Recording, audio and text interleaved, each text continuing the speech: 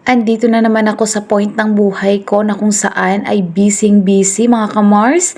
Dahil for today's video, pupunta po kami sa Military Defense Camp Kuwait. So, see you! At hakot dito, hakot doon mga kamars. That's the reality. Abroad pa more!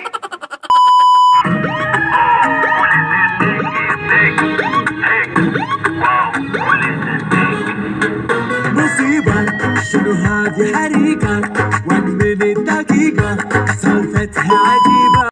And finally, we are here na guys dito sa Defense Camp Kuwait. At pagpasok nga namin mga kamars is agad-agad kong inayos yung lamesa namin. Inarrange ko nang maayos yung chai, coffee at iba pang mga dala namin. And of course guys, ayan pala yung view sa loob ng camp. Ayan, marami kayong makikitang puti. Yan yung tent nila dito guys. At marami silang MM kasi ngayon is Kuwait National Day.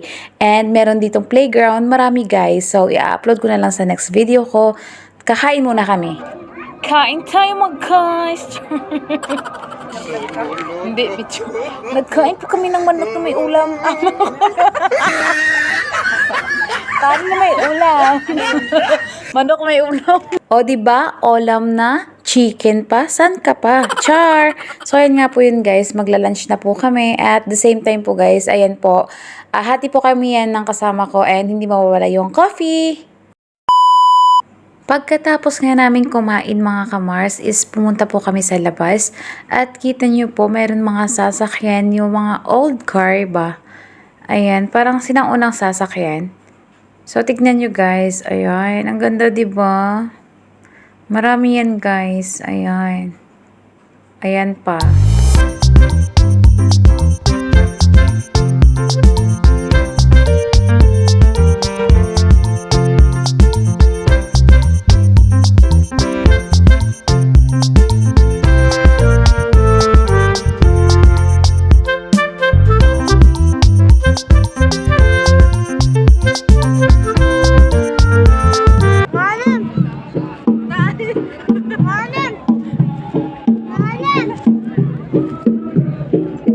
Yala, yala.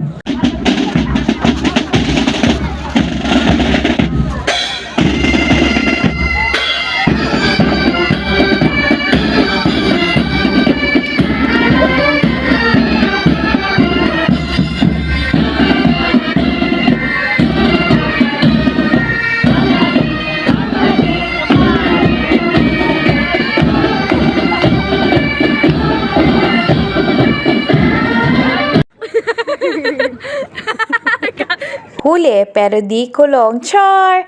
Ayan nga mga kamors is nilapitan kami ng mga bata at sinabing pwede nga ba daw kami lagyan ng drawing sa mukha. So, why not, diba? Why not? Coconut. Ayan. So, pupunta kami mga kamors doon sa playground and yeah, and see you sa part 2. Bye! Thank you for watching.